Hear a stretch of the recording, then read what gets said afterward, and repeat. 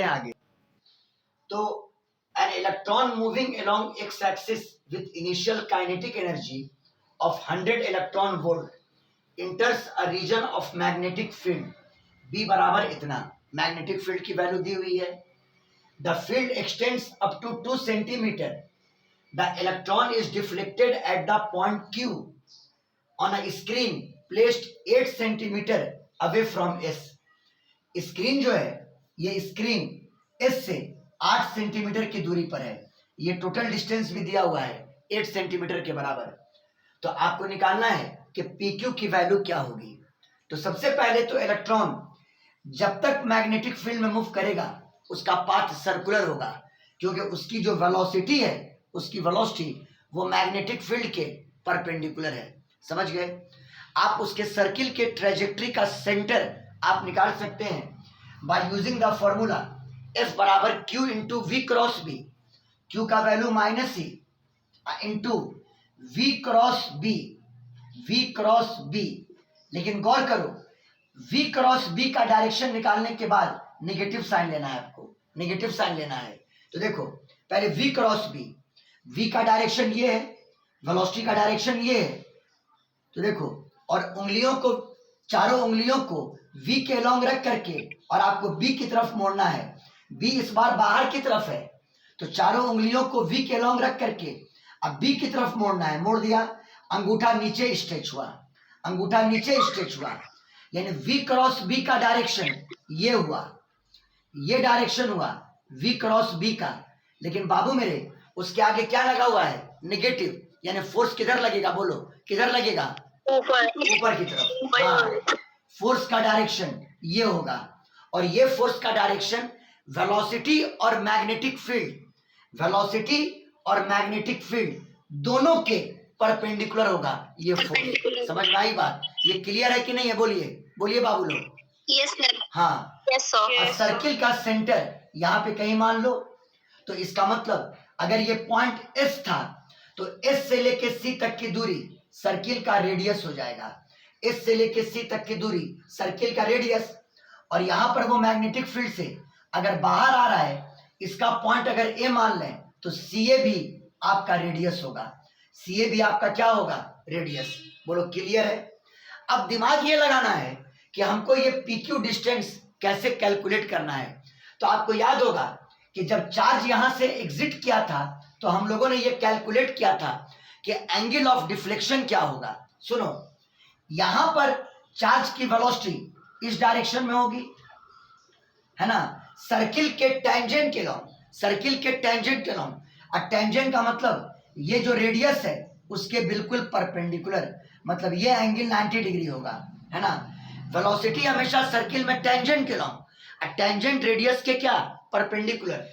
तो जब चार्ज यहां से एग्जिट कर रहा होगा तो उसकी वेलोसिटी इस डायरेक्शन में है, तब ना वो Q पर पहुंचा, और ये वेलोसिटी सर्किल के रेडियस के परपेंडिकुलर होगा, है ना.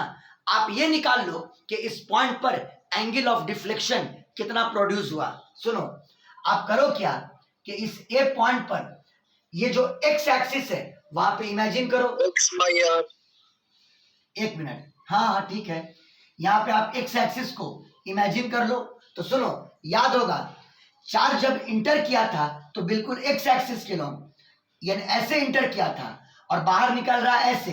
तो याद होगा एंगल ऑफ डिफ्लेक्शन यही ना था. बोलिए बोलिए बाबू लोग, यही ना था एंगल ऑफ डिफ्लेक्शन. बोलिए सब लोग. Yes sir.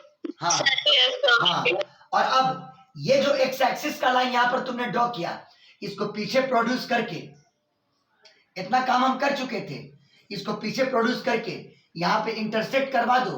तो याद होगा ये थीटा, ये 90 डिग्री, तो ये एंगल 90 माइनस थीटा, 90 माइनस थीटा. और चूंकि ये D के बराबर है तो ये भी आपका D के बराबर होगा. ये काम क्या हुआ है? तो ट्राइंगल CMA में अगर आप लगाते हैं cos 90 माइनस थीटा तो B by H. In triangle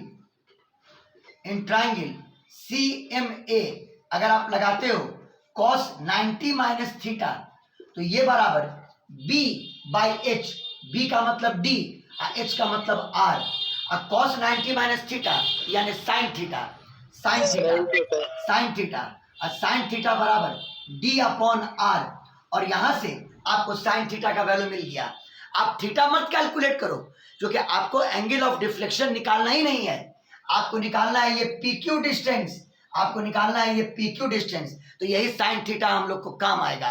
अब कहोगे सर आर बराबर क्या होगा, तो सर्कुलर पाथ का रेडियस मैग्नेटिक फील्ड में अब तक तो याद हो गया होगा, mv अपॉन क्यूबी। याद है कि नहीं है, बोलिए बोलिए। हाँ, तो बराबर डी अब बटा आर का वैल्यू mv अपॉन इलेक्ट्रॉन के चार्ज का मैग्नीट्यूड E होता है, तो EB है ना, EB ऊपर चला गया तो EB into D divided by mv। और एक ट्रिक कह लो, इलेक्ट्रॉन का इनिशियल वेलोसिटी नहीं बल्कि काइनेटिक एनर्जी दिया हुआ है, तो आप mv को कन्वर्ट कीजिए काइनेटिक एनर्जी में। mv मोमेंटम होता है, अब p बराबर √2mk, p बराबर अंडर कितना 2mk, बोलो सब लोग 2mk। हाँ, यस सर, mv को लिख दो √2mk, सब काम करवा दिए थे सब, mvd ebd बाई √2mk। चलिए इतना काम तो हम लोगों ने पहले भी किया था कि हमने साइन थीटा का वैल्यू यहाँ पे कैलकुलेट किया था। बोलो किसी को कोई डाउट, बोलो बाबू लोग, आयशा बोलो। No sir. No sir. Sine theta का वैल्यू हम लोगों ने कैलकुलेट किया। अब आप अपना ब्रेन अप्लाई कीजिए और कैसे भी करके इस पीक्यू डिस्टेंस को कैलकुलेट कीजिए। समझ में आई बात, स्क्रीनशॉट लिया जाए। क्वेश्चन का नेचर देख लो। अब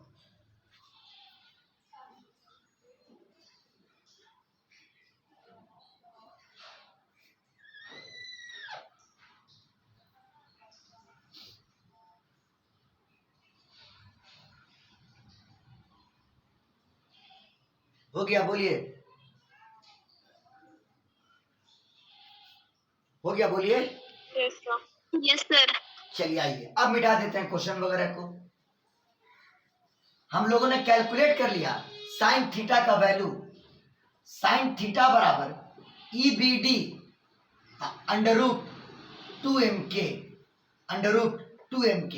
इसको रहने दीजिए क्योंकि हमको सब चीज की वैल्यू पता है, मैग्नेटिक फील्ड पता है, ये D का मान पता है, E का वैल्यू तो सबको पता होता है, इलेक्ट्रॉन का मास सबको पता होता है, और K काइनेटिक एनर्जी क्वेश्चन में दिया हुआ है, और ये इलेक्ट्रॉन का मास है चूंकि इलेक्ट्रॉन इंटर किया है मैग्नेटिक फील्ड में।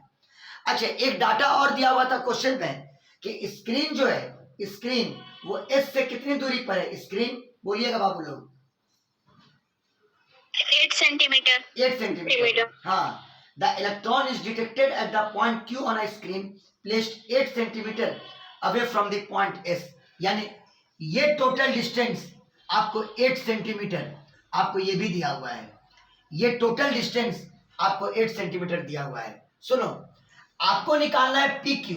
आप पहले यहाँ पे एक पॉइंट M मान लो, आप एक पॉइंट यहाँ पे M मान लो, है ना। आप साइन थीटा कैलकुलेट कर चुके हैं, ये बताओ ये 8 सेंटीमीटर और ये 2 सेंटीमीटर, तो ये कितना होगा, बोलो बोलो कितना होगा। 6 सेंटीमीटर।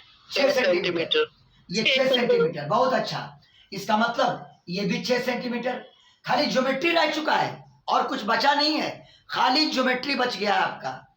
ये बताइए अगर इस ट्राइंगल में हम लोग साइन थीटा तो नहीं यूज करें, अगर टैन थीटा यूज करें तो परपेंडिकुलर बाय बेस, बोलो बाबू लोग, बोलो बाबू लोग, परपेंडिकुलर बेस। Yes sir. हाँ परपेंडिकुलर। हाँ, और साइन थीटा आपका निकला हुआ है, आपको वैल्यू खाली यहाँ पर पुट करके साइन थीटा का न्यूमेरिक वैल्यू कैलकुलेट करना है। समझ गए बात, साइन थीटा निकालिएगा, थीटा मत निकालिएगा, खाली इसको सॉल्व करके साइन थीटा आप कैलकुलेट कर लेना। इक्वेशन फर्स्ट, ट्राइंगल OQM में, in triangle OQM, in triangle OQM बताओ tan थीटा बराबर perpendicular by base,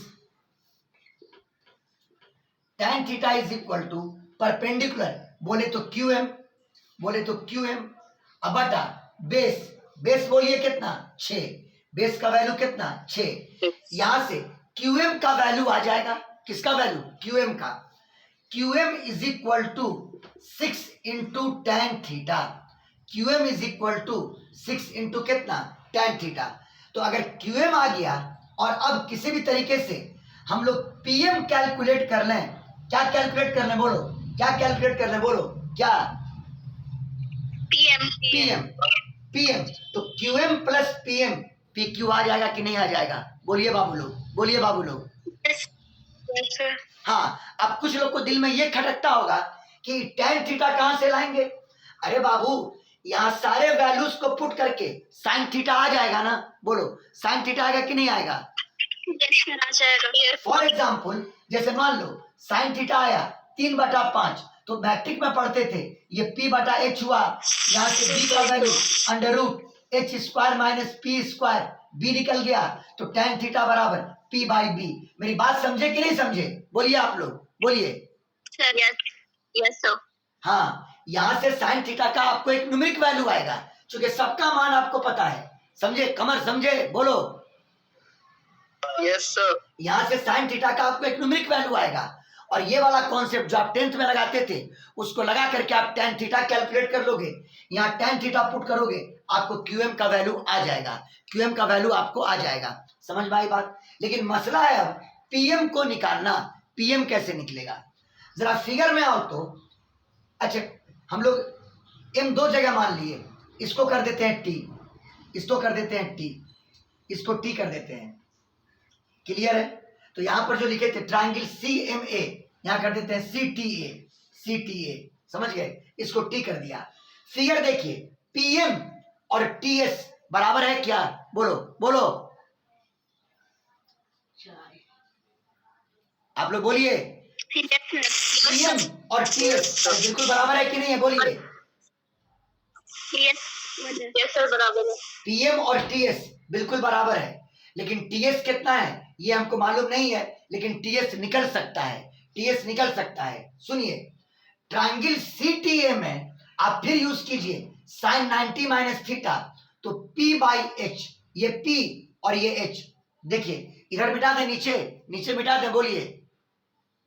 Yes, sir. हाँ देखिए Yes, sir. बाबू मेरे, थोड़ा सा तो करना ही पड़ेगा, है ना? इन ट्रायंगल CTA साइन लगाइएगा इस बार। sin 90 माइनस theta is equal to P का काम क्या? कौन? CT, और H का काम कौन किया? R, CT/R। अब बताओ sin 90 माइनस थीटा, बोलो बोलो। ठीक है. cos थीटा, ये cos थीटा, अब cos theta is equal to CT/R, और यहां से CT का वैल्यू R cos थीटा हो गया। सब लोग बोलिएगा, हाँ बोलिए। CT का वैल्यू कितना हुआ? बोलिए।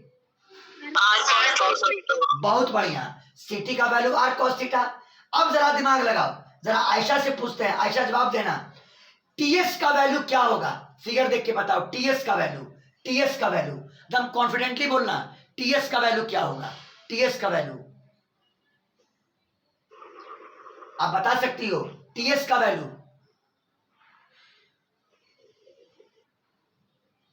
TS का वैल्यू ये पहले ही कह चुके हैं, SC रेडियस है, और आप TC निकाल चुके हैं, तो बोलिए TS का वैल्यू क्या होगा? TS का value sir SC minus CR। हाँ, TS का value SC minus CT। R तो ये पूरा लेंथ है, R तो ये पूरा लेंथ है, रेडियस है। हम पूछा कि TS की वैल्यू क्या होगी? बोलो TS की वैल्यू। अब बोलो फिगर में CS माइनस CT होगा कि नहीं होगा? बोलो अपने से, बोलो। यस सर होगा। हाँ, TS की वैल्यू CS माइनस TC या CT। और अब बताओ CS कितना? बोलिए। R। और TC कितना? बोलिए। R cos theta. अब कॉमन क्या निकल गया? R। अब ब्रैकेट में क्या बचा? 1 माइनस cos थीटा, यानी TS का वैल्यू आ गया R into 1 minus cos theta. और यही TS किसके बराबर? बोलिए, किसके बराबर? MP के बराबर।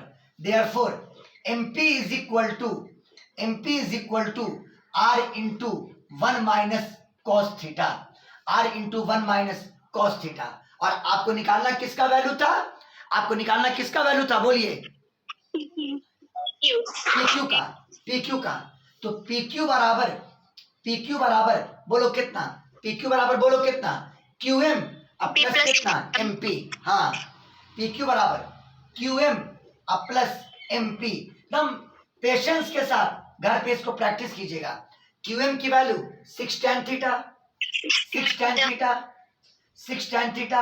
और बताइए पीएम की वैल्यू, क्यूएम की वैल्यू 6 tan थीटा और पीएम की वैल्यू या एमपी की value R into 1 minus cos theta, R into 1 minus कितना cos theta, R into 1 minus cos theta. बताइए क्वेश्चन सॉल्व हो चुका है कि नहीं हो चुका है? आप कहोगे सर फिर यहाँ पे आर का वैल्यू, अरे आर का वैल्यू तो आपको मालूम ही है, एमवी बाई क्यू बी, और एमवी को आप लिख दोगे under root 2 M K, under root 2 M के कर देते हैं यहाँ पर आपके लिए। पी क्यू बराबर 6 इंटू टेन थीटा और आर का value M V by Q B, M V का मतलब under root 2 M K, under root 2 M K अब बटा ई बी, क्यू बी होता है तो इलेक्ट्रॉन के चार्ज का magnitude E, E into B into 1 minus cos theta, 1 minus cos theta. हाँ फिर से पूछ रहे हैं ये टेन थीटा और ये कॉस थीटा कहां से आएगा बोलिए, कहां से निकलेगा बोलिए? हाँ साइन थीटा से। जब सबका न्यूमेरिक वैल्यू आप पुट कर देना तो साइन, हम एक एग्जांपल लिया कि साइन थीटा अगर इतना आया तो पी बाई एच कर दिए, आप बी निकाल लिए, टेन थीटा बराबर पी बाई बी और कॉस थीटा बराबर बी बाई एच। ये 10th क्लास का कॉन्सेप्ट यूज हो जाएगा वहां पर। बोलिए बाबू लोग ये क्वेश्चन समझ में आया कि नहीं आया बोलिए, और मजा आया कि नहीं आया क्वेश्चन में बोलिए, या इरिटेट लगा या इरिटेटिंग लगा? सर अच्छा लगा। ज्यादातर लोगों को इरिटेटिंग लगा होगा, क्या फिर से रिपीट कर दें कि समझ गया कॉन्सेप्ट? समझ गया सर। चलिए स्क्रीनशॉट लीजिए। क्या करें बाबू, क्वेश्चन यही सब पूछेगा इसलिए बनवाना जरूरी है। आप लोग सब बोले हैं क्वेश्चन की प्रैक्टिस खूब करवाइए क्लास में। सर मैं इसका इस चैप्टर का जेईई से पूरा क्वेश्चन बन जाएगा। जो जितना टॉपिक अभी तक सुनिए, जितना टॉपिक अभी तक मैंने पढ़ाया है, मतलब कि moving charge in magnetic field, अब सारा क्वेश्चन बन जाना चाहिए। इस क्वेश्चन के बनने के बाद अब सारा क्वेश्चन बन जाना चाहिए, मतलब जितना मैंने पढ़ाया है।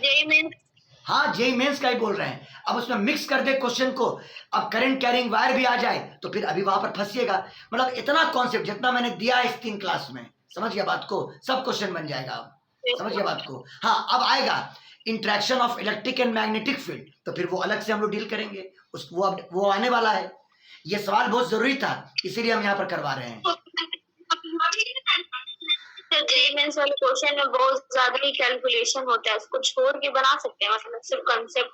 हाँ अच्छा, इसको एक बार प्रैक्टिस अगर कर लीजिएगा तो क्या दिक्कत है, हो सकता है वहां पर कैलकुलेशन थोड़ा सिंपल आपको दे, ये भी तो पॉसिबिलिटी है।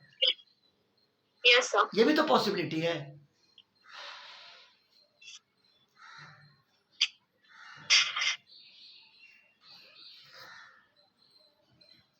ये अब कंप्लीट हो जाएगा कि नहीं हो जाएगा, कि हमको करना पड़ेगा? हमको हो जाएगा सर।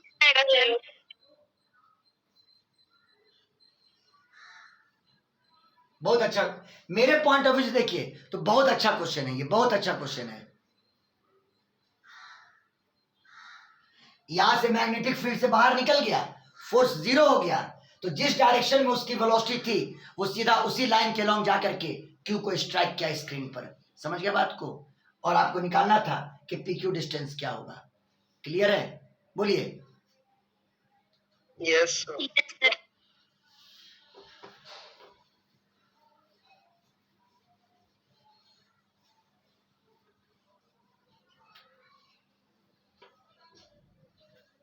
सवाल की चोरी आपके साथ हम नहीं ना कर सकते हैं, जो पूछता है वो तो हम डील करेंगे क्वेश्चन आपके लिए। चलो अब थोड़ा सा मूड फ्रेश करो, थोड़ा मूड फ्रेश कर लो। अब सर ऐसा काहे बोल रहे हैं, थोड़ा मूड फ्रेश कर लो। एन इलेक्ट्रॉन, ये भी एमएनसी का क्वेश्चन 2018 मेंस, सब रिसेंट 2018 मेंस, ठीक है। An electron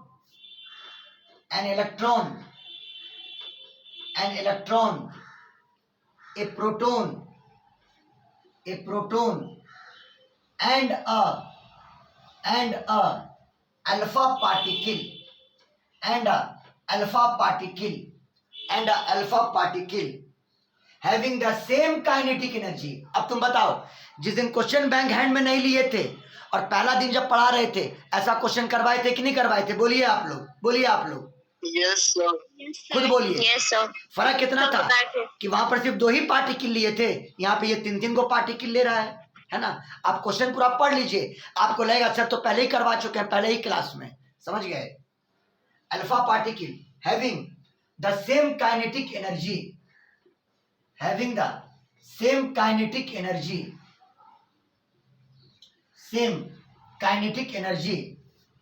are moving in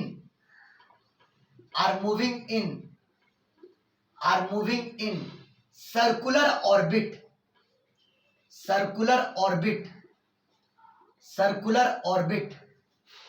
of radii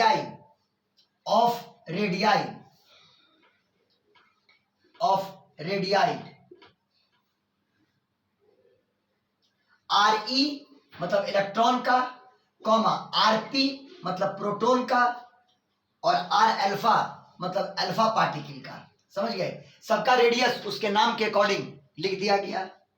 in a uniform magnetic field, बड़ा प्यारा क्वेश्चन है। इन अ यूनिफॉर्म मैग्नेटिक फील्ड, समझ गए।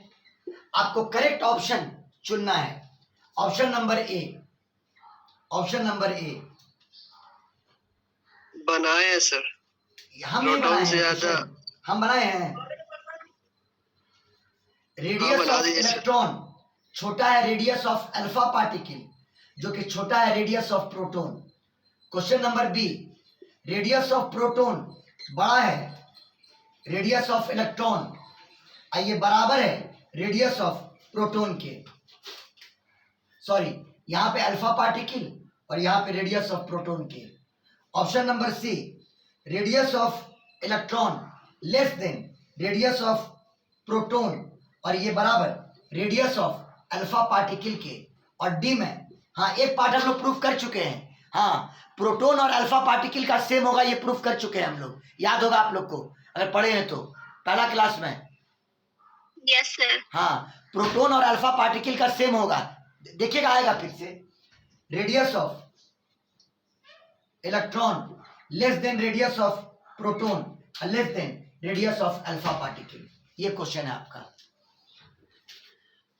बोलिए, समझ में आया कि नहीं आया क्वेश्चन? 3 चीज है, इलेक्ट्रॉन है, प्रोटॉन है और अल्फा पार्टिकल है। सबकी काइनेटिक एनर्जी सेम है और सब मूव कर रहा है सर्कुलर ऑर्बिट में, एक मैग्नेटिक फील्ड में। मैग्नेटिक फील्ड सबके लिए कॉमन है।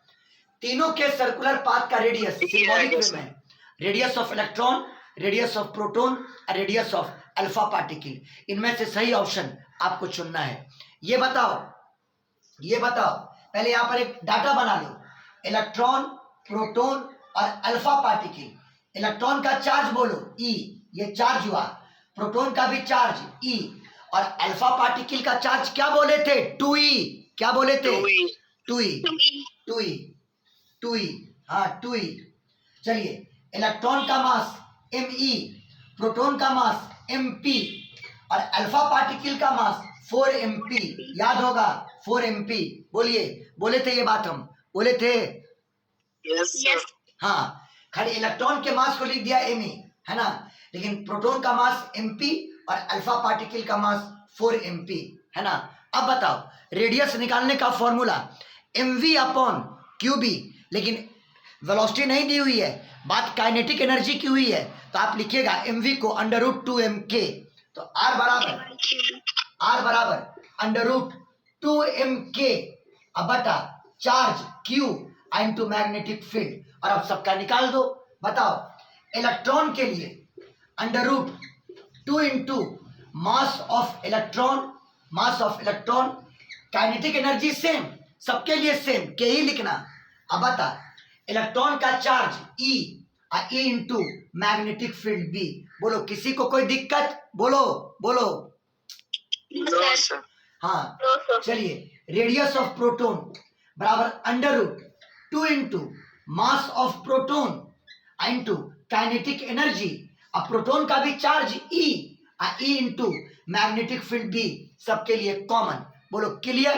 और अब आइए radius of alpha particle, radius of alpha particle बराबर इसी फॉर्मूला से अंडर रूट 2 इंटू, बताओ अल्फा पार्टिकल का मास, बोलो बोलो कितना, 4 MP 4 MP, 4 MP into kinetic energy के, अब बटा चार्ज बोलो अल्फा पार्टिकल का चार्ज बोलो 2E 2E, हाँ 2E into B, 2E into B. Clear है। आप एक काम करो कि पहले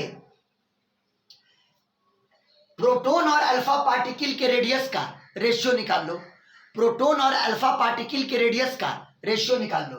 आइए तो आरपी अब बटा आर अल्फा, ये बराबर, चलिए आरपी बटा आर अल्फा यानी under root 2 MP into K अब बटा ई बी और whole divided by under root 4 दूनी 8 MP इंटू के अब बटा कितना 2EB।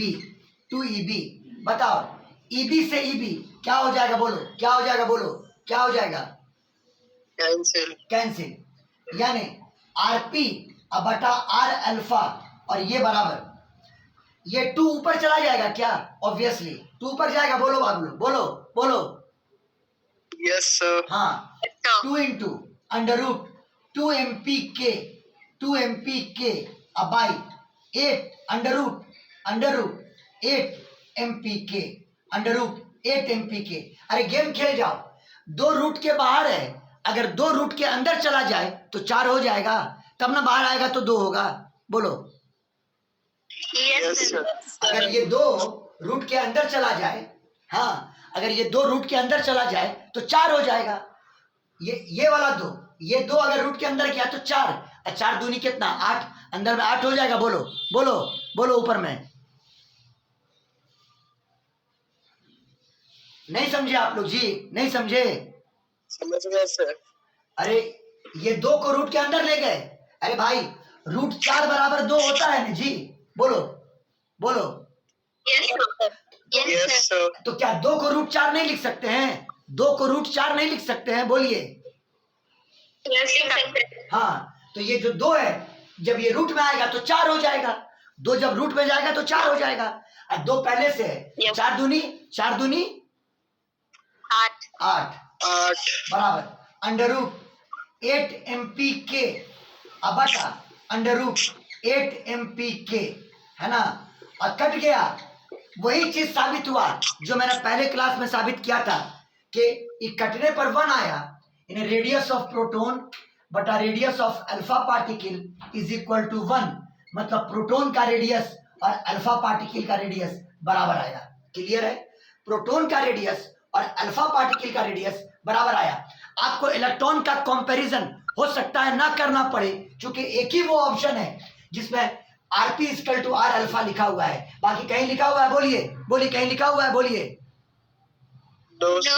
बस।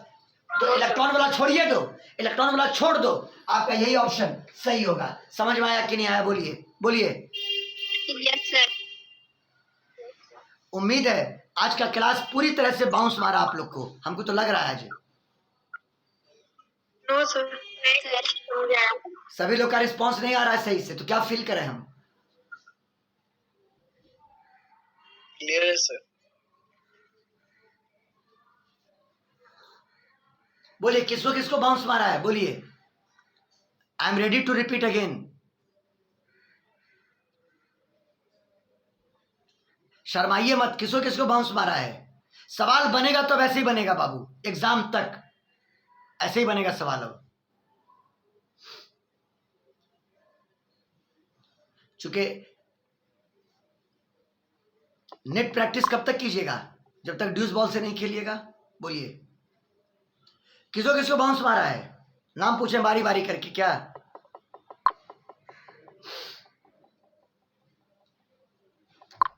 लाइबा समझ में आया है?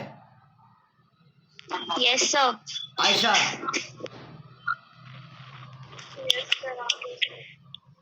अच्छा ठीक है।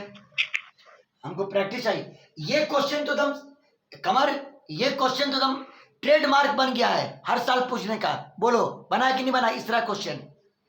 Yes, sir. ये ट्रेडमार्क बन चुका है क्वेश्चन। 4 नंबर का ये क्वेश्चन पूछना ही पूछना आपको हर साल एग्जाम में, हर साल। आप इसकी प्रैक्टिस नहीं करके जाइएगा, आप फंसिएगा एग्जाम में। पूछना ही पूछना है ये क्वेश्चन, अब ट्रेडमार्क बन गया हर साल के लिए। और इसी में मिला देता है मजा तो तब, डी ब्रोगली वेवलेंथ इसे मिला देता है। Yes, de Broglie sir. Wavelength मजा तो तब आता है जब इसमें मिलाता है डी ब्रोगली वेवलेंथ। समझ गया बात को? इस जो इस साल जेईई मेंस के क्वेश्चन में था, इस साल वाले में स्क्रीनशॉट लिया जाए।